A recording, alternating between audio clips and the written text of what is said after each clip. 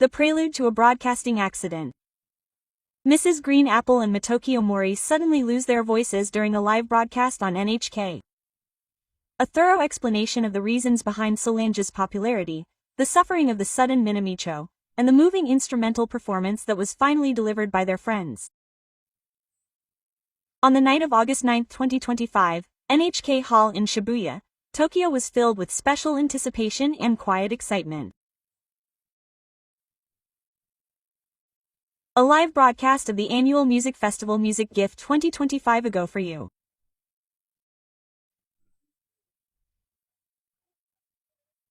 As the name suggests, the concept is to deliver songs of hope, and at the center of this stage stood Mrs. Green Apple, a symbol of the modern music scene itself.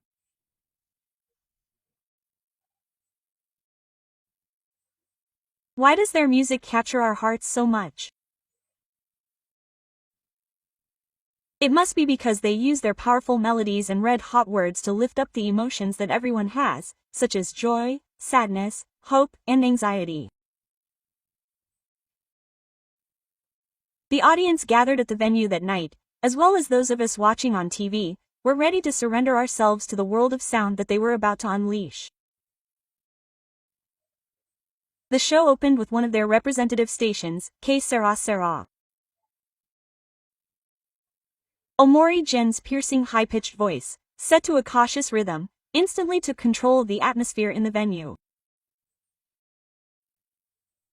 The repetition of the magical words, "whatever will be," gently relaxed the listener's shoulders and enveloped their vague anxiety about the future in a warm sense of affirmation.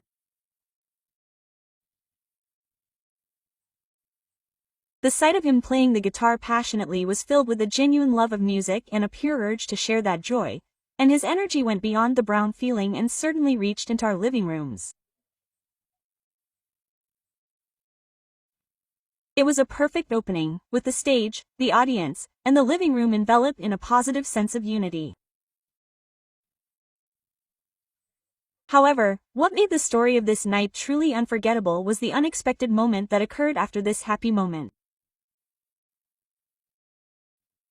The next performance was the magnificent ballad Solange. This song was written as a loving theme song for the film Legeri, and Mrs. sings of the human dignity and hope that are never lost even in extreme situations. This is a song with a particularly profound meaning in Green Apple's discography. When the delicate piano intro by Fujisawa Ryoka resonated in the silence, the atmosphere in the venue changed completely. The tense feeling from earlier was replaced by an air of inward prayer, and everyone held their breath, listening intently to each and every word that Omori spun. What he put into this song was not a simple reenactment of a story, but a universal human participation that believes that there is always light in any darkness. This feeling was sure to reach deep into the hearts of those listening, as if pure water were seeping through his singing voice. The incident occurred at the very moment, about 3 minutes after the start of the second verse, as the song was heading towards its climax. Omori's voice, which had been singing powerfully and with such soul-wrenching emotion, suddenly stopped, as if a taut string had snapped. After a moment of silence, he put on a cloud-like expression and pressed his left ear tightly with his hand. His body shook slightly, and the intense light that had been shining in his eyes until just a moment ago had disappeared, and they were clearly unfocused. What had happened? Neither the thousands of spectators in the NHK hall nor those of us watching on TV could immediately comprehend the situation. His painful appearance was burned into our minds as if in slow motion, and it even felt as if time had stopped. However, what broke through the tense atmosphere was the swift, silent decision of his fellow musicians standing next to him. Guitarist Yoongi and keyboardist Fujisawa Ryo, who had been the first to notice Omori's change, exchanged a brief glance and then, as if they had been one creature for many years, lowered the volume of their performance very naturally. This was not just a simple adjustment to the performance. It was a silent dialogue filled with concern for their friend and a gentle attempt to ease his pain.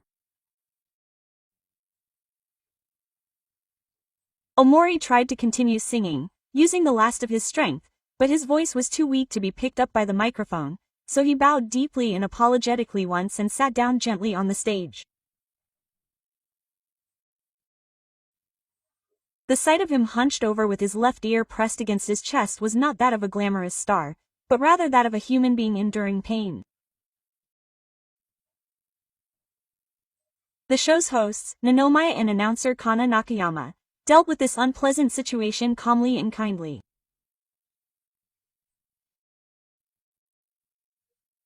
Nanomiya's calm voice, saying that he would like to take some time to prioritize the artist's health, calmed the anxiety in the venue and brought a ray of relief to the tense atmosphere.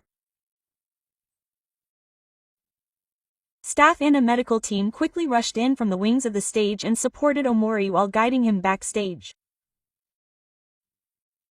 In fact, Omori had announced in January 2024 that he had been diagnosed with sudden dysarthria of the left ear.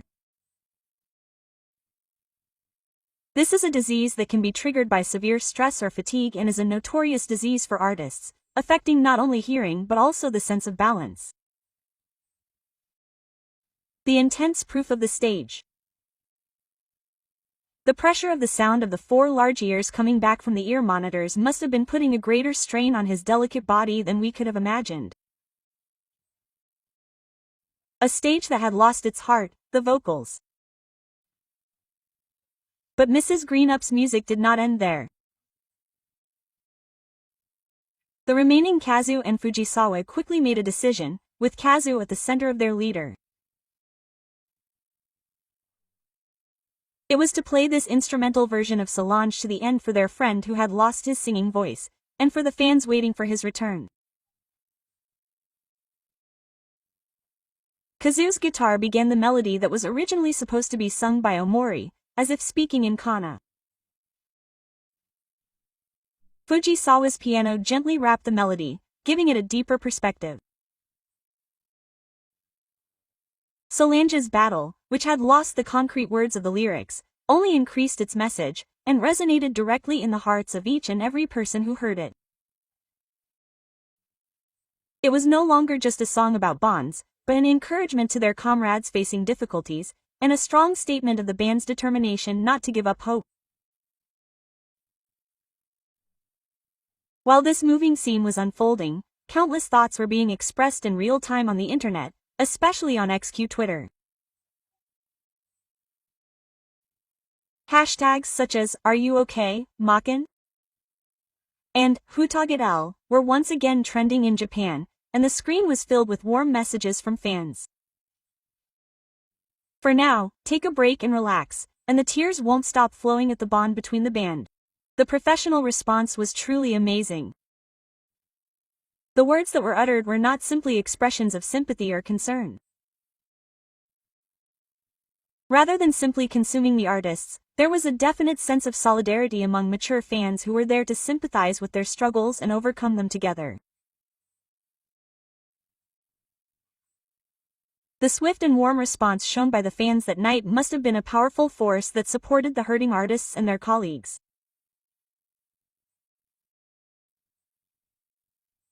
This incident has given us many important insights that cannot be dismissed as simply an accident during a live broadcast. First of all, it has brought to light the harsh reality that modern artists face, namely the issue of well-being. Behind the glamorous spotlight, how much physical and mental pressure do they struggle with?